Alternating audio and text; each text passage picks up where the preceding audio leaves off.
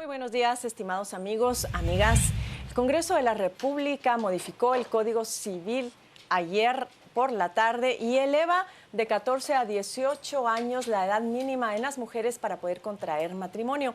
Varias dudas salieron a flote a raíz de esta nueva modificación al Código Civil que vamos a tratar de aclarar esta mañana con nuestras invitadas. Son ellas la senadora ecuatoriana Marisol Peñafiel, a quien damos la más cordial bienvenida, y también a Carmen López de Cáceres, que ya es coordinadora de Convergencia Cívico-Política de Mujeres. Ambas bienvenidas. Han estado ustedes muy activas en el seguimiento de esta modificación al Código Civil. Y la principal duda, aunque para algunos podría resultar una pregunta obvia y hasta necia, es, bueno, ¿por qué se eleva la edad de 14 a 18 años? ¿Qué beneficios tiene? ¿Cuál es el problema que se trata de resolver? Empecemos con la senadora. Muchísimas gracias, un placer estar en un país hermano. ¿Por qué elevar la edad del matrimonio a los 18 años? Porque antes de los 18 años significa una violación a los derechos humanos de nuestras niñas.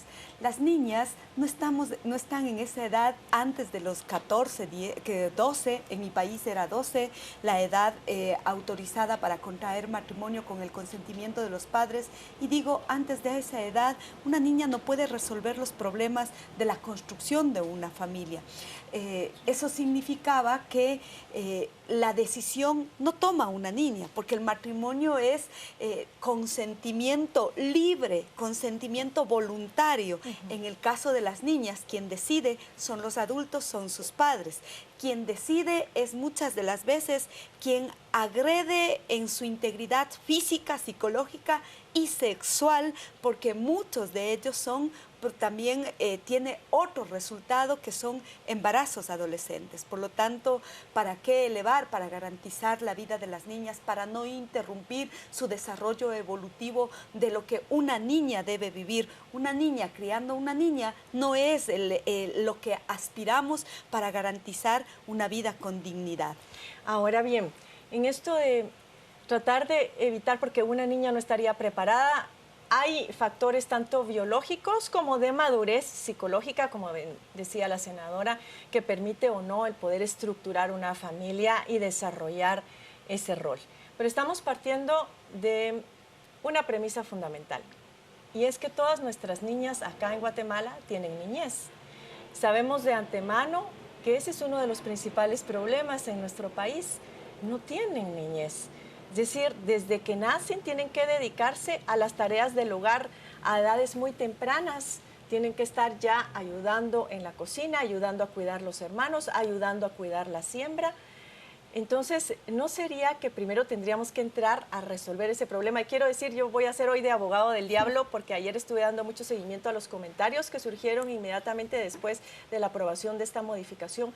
Y uno de los comentarios era precisamente eso. ¿No será que estamos tratando únicamente de poner un bache a un problema mucho más profundo que tiene que ver con la pobreza y algunos factores culturales, Carmencita? Bueno, yo creo que eso mismo, y bueno, buenos días, eso mismo, que incidir en esos cambios culturales. La ley tiene efectos pedagógicos. Cuando el Estado de Guatemala reconoce que tiene una responsabilidad en proteger a la niñez, ¿verdad? La Convención de la Niñez establece que hasta los 18 años aún son niñas y entonces estamos casando niñas.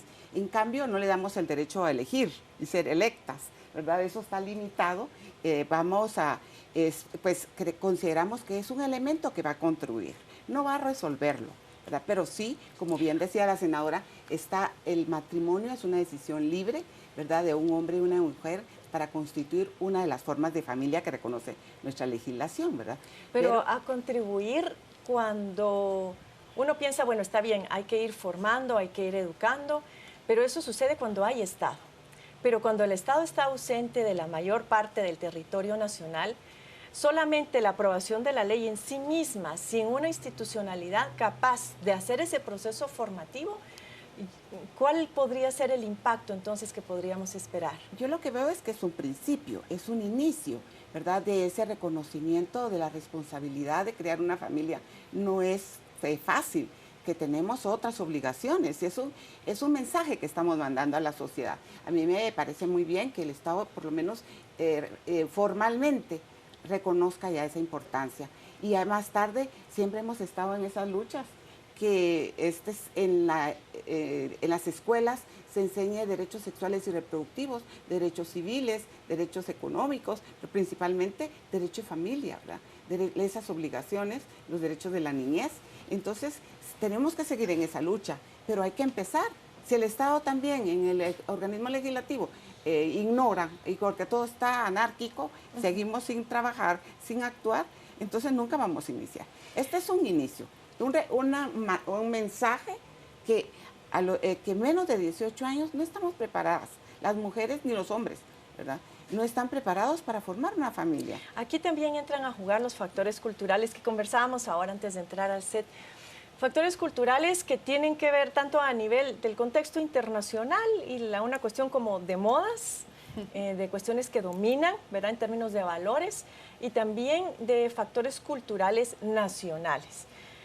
En términos de la cultura, por ejemplo, yo les comentaba a ustedes, la tatarabuela de mis hijos pues tuvo su primer embarazo a los 14 años, la bisabuela a los 15, mi abuela a los 17, y ahí empezaron a conformar sus familias.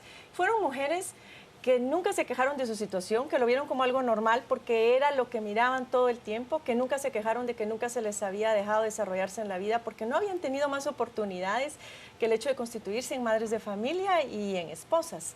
Hay factores culturales todavía acá en Guatemala, especialmente en las comunidades indígenas, en donde eso no está visto como algo negativo o como que se les coarta su derecho a desarrollarse en la vida, porque el primer requisito para poder desarrollarse en la vida y progresar es tener oportunidades. Y muchas niñas, vuelvo a ese tema, en el campo, en las áreas rurales, no tienen más oportunidad, no ven otra cosa más que procreación por todos lados y el cuidar la milpa. ¿Qué hacemos con eso? Bueno, yo creo que aquí hay unos temas que son estructurales. Cuando tú hablabas de un tema institucional, por supuesto que hay que romper esas estructuras de colonialismo, esas estructuras de patriarcado, esas estructuras de una cultura machista. La identidad con los pueblos, la identidad cultural de nuestros pueblos, esas no la vamos a cambiar. Lo que sí tenemos que cambiar son todos esos parámetros que hacen que la sociedad reproduzca esos patrones, es decir, las niñas desde que nacemos somos rechazadas, porque cuando un padre pregunta con qué vino, con qué nació, y cuando le dicen varón, festeja todo el mundo, pero cuando le dicen es una niña, oh, qué pena, hay que sufrir. Entonces son esos patrones culturales, esas estructuras machistas, patriarcales, que se reproducen en la sociedad, y en Latinoamérica y Centroamérica tenemos la misma experiencia. Creo que hemos ido avanzando en cada uno de nuestros países. En el Estado ecuatoriano, la lucha organizativa de las mujeres, del movimiento de mujeres, ha hecho que estas estructuras institucionales cambien sus patrones. Todavía tenemos ciertos comportamientos, pero creo que en eso es lo fundamental. El tema de haber reformado una normativa no quiere decir que resuelve todos los problemas. Es sustancial el avance que hay y que al momento de aprobarse lo adopta, pero son estos patrones culturales los que hay que cambiar, esos patrones que reproducen las formas de violencia, porque cuando le decimos a una niña que es suficiente que ella sea buena hija, buena esposa y buena madre, cuando a los varones les asignamos otros roles que son los de protectores, los que pueden desarrollar su trabajo, los que pueden garantizar la estabilidad en un hogar, cuando todo se refiere a lo económico. Entonces, consideramos que sí, eso hay que ir cambiando, pero esto es parte de ese cambio cultural, eso es de ese cambio estructural que queremos hacer frente a las relaciones de poder que existen entre hombres y mujeres. Hay otro factor que fue mencionado ayer, el argumento de una de las diputadas, que era el número de embarazos, y prácticamente se hacía una relación directa entre el número de matrimonios que se iban a impedir, que eran alrededor de 4.000 matrimonios de menores de edad, con el número de embarazos. Entonces decía, si vamos a evitar 4.000 matrimonios, parecía que la relación era vamos a evitar 73.000 embarazos en menores de edad. Es decir, ¿es esto así? ¿Hay algún fundamento técnico, científico que dé cuenta de que efectivamente menos matrimonios redundan en menos embarazos? Sí, bueno, siguiendo un poco la idea de la senadora con relación a esto de las relaciones desiguales de poder en el matrimonio, el que va a mandar y decidir tener relaciones sexuales va a ser el marido, ¿verdad? Ella puede, y eso también incide en un embarazo. Entonces, si una niña se casa de 14 años, tiene un primer hijo a los 15, a los 16 va a tener el segundo, a los 17 el tercero, así. Entonces, sí va a incidir. Sí, el tener limitantes en el matrimonio va a limitar también la procreación. ¿Pero eso es algo que uno presupone o es algo que ya se ha experimentado en otros países que ya tienen esta legislación? Si hay una relación directa entre menores matrimonios, considero que no necesitamos, porque las personas que laboran en centros de atención a embarazadas, ¿verdad? En los partos y todo, se preocupan cuando una mujer de 18 años lleva el tercer embarazo, el cuarto, ¿verdad? Y esto es aún constante, pues más frecuente en mujeres que están casadas, porque nos convertimos en propiedad en un matrimonio. Todavía no se ha quitado que hay igualdad en el matrimonio, nuestra legislación lo dice, pero eso todavía no está en nuestro imaginario, ¿verdad? Entonces todavía todo esto, pero el mensaje de que a los 18 años una niña puede tomar la decisión libre y previo no le pueden imponer. Todavía a los 18 años sabemos que no estamos con la suficiente madurez para decidir, pero tenemos que poner un tope, ¿verdad? Antes de pasar al tema del matrimonio como tal, que es básicamente un asunto civil, un asunto de legislación, en el tema de los embarazos de menores también vale la pena considerar que la pobreza justamente provoca mucha promiscuidad. Van de la mano, pobreza y promiscuidad, por muchísimos factores, pero uno de ellos es porque regularmente las personas pobres son familias que viven en un espacio muy reducido y generalmente no son familias nucleares, sino son familias ampliadas. Sí. Y esto también facilita el hecho de que las muchachas pues se embaracen a edades tempranas y muchas veces haya incesto dentro de las familias y ellas no sepan distinguir en que eso no es normal. Esto es otro de los elementos que habría que considerar, el hecho, insisto nuevamente, la pobreza, la educación y que con base a esa educación ellas puedan distinguir lo que está bien de lo que no está bien y no es normal ni aceptado. Sí, por eso la apuesta en nuestros parlamentos y en las legislaturas provocar de que la edad sea los 18 años. Yo les decía el día de ayer, no sé cuál sea la edad ideal para casarse, porque muchos, aún teniendo un matrimonio que entre comillas se dice sólido, viven violencia, viven abuso, viven imposición de derechos, ¿no? Mucho más aún cuando son las niñas. Por supuesto, este es el resultado de decir por qué las niñas no deben contraer matrimonio cuando hay niveles de pobreza que sus padres imponen la decisión frente a lo que una niña quiere ser en el futuro. Es decir, borrados totalmente todas sus aspiraciones de una vida distinta. Ahora, eso también, yo quiero concluir con algo. Si hay una estadística entre la relación, si es que hemos disminuido los embarazos adolescentes, yo puedo decirles que en el Ecuador, a raíz de la aprobación de la norma en el 2005, anterior a la aprobación de la norma, hicimos una revisión de cuántas niñas acuden a la escuela. No sobrepasaba el 42%. Hoy con satisfacción decimos que el 97.5% de nuestras niñas están en la escuela. Ya no están cuidando niñas a niñas, ya no están siendo niñas esposas, están siendo niñas cumpliendo sus roles de prepararse, de acudir a la escuela, de tener una atención distinta. Y entonces cambia la vida de la gente. Porque en otros países el poder casarse ha sido ligado al factor educativo. Entonces ponen como requisito para contraer matrimonio el tener determinado nivel de escolaridad. No sé si en este caso la legislación o la modificación que se hizo ayer ató esta situación, matrimonio a cumplir con cierto nivel educativo. Para nada. No, está no solamente está libre, pues así, claro, es solo 18 años, ¿verdad? De edad. hombres o mujeres, no especifican. Sí. Pasemos a las razones por las cuales las niñas se casan, que es el factor, digamos, eminentemente civil. ¿Cuáles son las razones, aparte de que algunos padres de familia pues las obligan a casarse? Algunas veces es por factores económicos, hemos mencionado que es porque resultan embarazadas y con la idea de honrar a la niña y de asegurar el futuro al chiquito que va a nacer y que se le pueda asegurar una pensión, educación, salud y demás, pues se recurre al matrimonio. Pero ¿no será que las deja en situación de mayor vulnerabilidad el hecho, por un lado, de que no van a poder contraer matrimonio? Y si resultan embarazadas a los 14 años, eso las va a dejar más vulnerables en el sentido de que van a tener más posibilidades de trabajar y de tener que sostener por sí mismas al chiquito que van a nacer. Pero, Carmencita, esto va vinculado con la responsabilidad paterna. Es que no puede ser que las mujeres sigamos asumiendo sola la responsabilidad. No nos quedamos embarazadas solitas porque queremos, siempre hay una pareja. Entonces esa responsabilidad se mantiene, eso no se está derogando.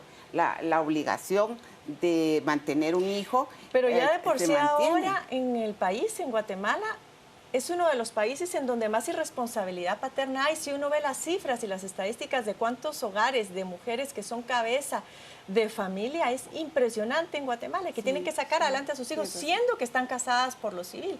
Ahora, si una adolescente resulta embarazada e igualmente se le va a negar la posibilidad de casarse, las posibilidades de que ella se constituya en cabeza de familia son aún mayores, o ustedes me corregirán. No, considero que no, que es el mismo riesgo. Pongamos, este mensaje de la mayoría de matrimonio es que el matrimonio no es para borrar la deshonra que pasa. Muchas veces se les obliga a casarse porque están embarazadas para borrar esa deshonra, ¿verdad? Todavía en unos códigos en nuestro país ya no, quitamos eso, pero en la mente sigue estando. Sigue vigente. Que el matrimonio es para quitar esa deshonra de estar embarazada y no estar casada. Entonces sí, pero lo que tú decías, el tener más hijos, ¿verdad? Y permitir esa licencia de tener relaciones sexuales provoca más pobreza, porque no están preparadas ni las mujeres para mantener solas a sus hijos, ni como matrimonio. Ni el joven adolescente. Y el joven más, entonces es más y eso que estamos pensando que se va a casar con un joven, pero muchas veces las han casado por cuestiones económicas con una persona que les duplica, triplica la edad, ¿verdad?